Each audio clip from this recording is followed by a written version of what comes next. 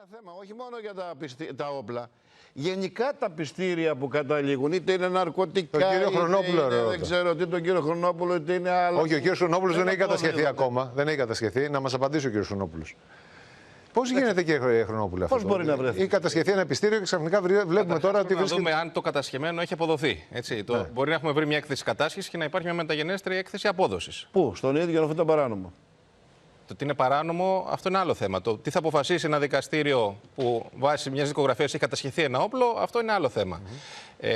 Το ζήτημα είναι καταρχάς να δούμε αν έχει αποδοθεί. Αν δεν έχει αποδοθεί, ναι, γεννάται μεγάλο ερώτημα πώς βρέθηκε. Γιατί αν δεν έχει αποδοθεί, το δικαστήριο μία είναι η λύση, να έχει διατάξει είτε τη δίμευση είτε την καταστροφή. Συγγνώμη, αν είχε αποδοθεί, θα τον κατήχε παράνομα.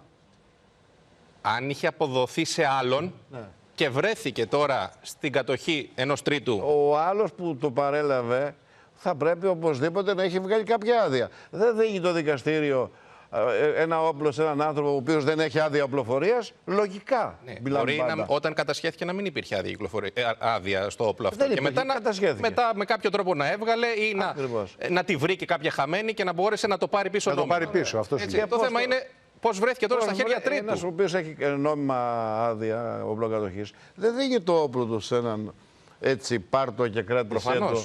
Σε καμία περίπτωση, γιατί έχει ταυτότητα πλέον. Όλα αυτά τα η άδεια δεν μπορεί να μεταβιβαστεί, ρε παιδιά. Δεν μεταβιβάζεται η άδεια. Είναι προσωπικές οι άδειες. Η άδεια βγαίνει στο όνομα, προφανώς. Ναι. Αν αλλάξει η άδεια, ναι, μετά μπορεί να πάρει ένα όπλο αλουνού στο όνομά του. Απλά πάλι πρέπει να βγάλει προσωπημένη άδεια. Το θέμα είναι ότι όλα αυτά τα πιστήρια κρατούνται στη ΔΕ.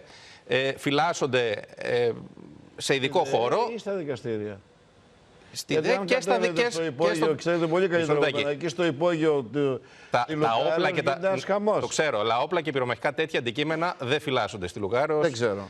Φυλάσσονται σε όπου και να φυλάσσονται. Εν πάση περιπτώσει, όπου και να φυλάσσονται είναι απρόσιτα. Δεν μπορεί οποιοδήποτε να πάει να τα πάρει. Αν έχει γίνει κάτι τέτοιο, πρέπει να το δούμε γι' αυτό λοιπόν. Υπάρχει άλλη. Τώρα, σε ό,τι αφορά την εμπλοκή του συναδέλφου σε όλη αυτή την ιστορία, είναι προφανές ότι ο άνθρωπος αυτός έχει συλληφθεί. Μιλάμε για πίνακες οι οποίοι ήταν όλοι πλαστοί και νομίζω ότι πρόκειται για κακουργηματικές διώξεις οι οποίες έχουν ασκηθεί. Έχουμε ξεκάθαρη περίπτωση πλαστογραφίας. Από τη στιγμή που το προσδοκόμενο όφελος από την πώλησή τους θα μπορούσε να ήταν άνω των 120.000, μιλάμε για κακουργηματική πλαστογραφία, άρα δικαιολογείται και η προσωρινή κράτηση, ακόμη και σε δικήγορο.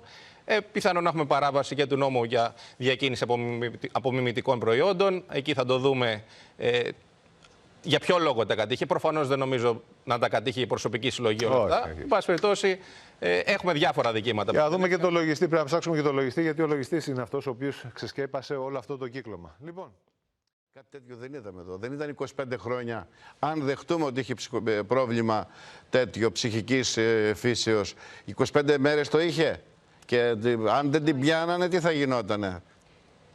Άρα κάπου δεν είμαι ειδικός, αλλά δεν πείθει. Έχει και τη λογική να προστατευτεί έτσι. Κύριε Χρονόπουλε, ένα σχόλιο από εσάς. Πέτρο, επειδή μίλησες για ότι είναι πολύ της μόδας τελευταία να επικαλούνται ψυχικά και ψυχολογικά και ψυχιατρικά θέματα, να ξέρεις ότι υπερασπιστικά, αν το δεις από την πλευρά του δικηγόρου, αν δεν το προβάλλεις τώρα στην αρχή αυτό το ζήτημα, υπάρχει δεν υπάρχει. Δεν λέω ότι στη συγκεκριμένη περίπτωση δεν υπάρχει.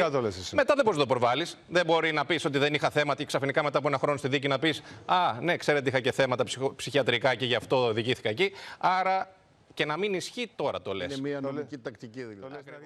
Δεν θα πρέπει κάποια στιγμή, ας πούμε, αν κρίνει, να δώσει τη δημοσιότητα, τα πρόσωπα και την ταυτότητα αυτών των δύο ανθρώπων που έχουν συλληφθεί, γιατί ενδεχομένως αυτές οι πράξεις να έχουν λάβει χώρα και έχοντας ως θύματα και άλλα παιδιά. Δεν είναι κάτι το οποίο πρέπει να εξεταστεί. Θα μπορούσε. Αν κρίνει ο εισαγγελέας και ο ανακριτής ότι υπάρχει πιθανότητα αυτή η δράση να είναι γενικευμένη από τα ευρήματα που υπάρχουν στη δικογραφία, ναι, θα μπορούσε να το ζητήσει αυτό το πράγμα. Θα μπορούσε να το ζητήσει, δηλαδή να δημοσιοποιηθούν τα στοιχεία του. Φυσικά. Για δημόσιο συμφέρον. Όπως γίνεται κατ' επανάληψη σε περιπτώσεις διακεκριμένων κλοπών που φαίνεται ότι το κάνουν κατ' επανάληψη, είναι το στοιχείο της κατ' επανάληψη. Αν προκύψει από τη δικογραφία δεν ήταν μεμονωμένο περιστατικό ή μπορεί να μην ήταν. Εδώ πέρα ακούμε όμως για υλικό το οποίο έχει βρεθεί, για dark web, ξέρετε. Αυτό είναι το να το προμηθεύεσαι. Έχει μεγάλη διαφορά από το να το παράγεις όσον αφορά το θέμα της δημοσιοποίησης. Ναι.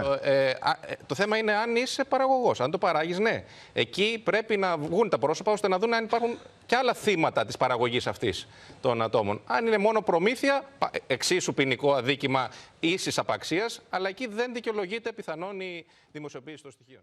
Κλασικό θέμα απάτης, κύριε Χρονόπουλε, έτσι δεν είναι? Αλλά το θέμα είναι πώς αυτοί οι άνθρωποι είναι χειριστικοί. Γιατί βλέπουμε Δεν ότι. είναι μόνο αυτό, Πέτρο μου, θα σου πω. Ναι.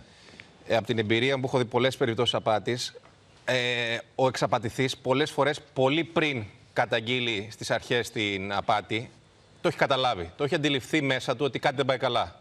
Παρ' όλα αυτά έχει δώσει ήδη ένα μεγάλο ποσό. Π.χ. εδώ μπορεί να ήταν 200 χιλιάρικα, 500. Και να σου λέει, έχω πέσει θύμα απάτης, μήπως τελικά δεν είναι. Και του ζητάνε, αυτοί συνεχίζουν και ζητάνε κι άλλα. Να δώσω λίγο ακόμα. Μήπως κάνω λάθος εγώ. Ενώ έχει καταλάβει μέσα του ότι έχει πέσει θύμα. Παρ' όλα αυτά συνεχίζει με αυτόν τον τρόπο και δίνει. Και δίνει και δίνει μέχρι να μην μπορεί να δώσει άλλα. Και πλέον αναγκάζεται να πάει στις αρχές, γιατί δεν μπορεί να συνεχίσει αυτή την ψευδαίσθηση που ζει.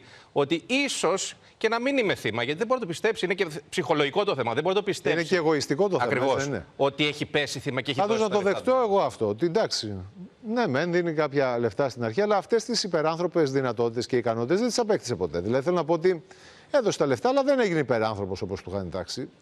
Εκεί δεν πρέπει να αρχίσει να προβληματίζεται, γιατί μιλάμε για μια ιστορία που διήρκησε, κυρία Σκαμπαρδόνη, 14 χρόνια.